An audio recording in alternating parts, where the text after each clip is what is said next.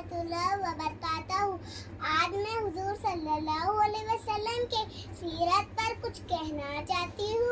हम कितने खुशनसीब हैं, हमारे नबी हुजूर सल्लल्लाहु अलैहि वसल्लम दुनिया में चारों तरफ अंधेरा ही अंधेरा छा गया।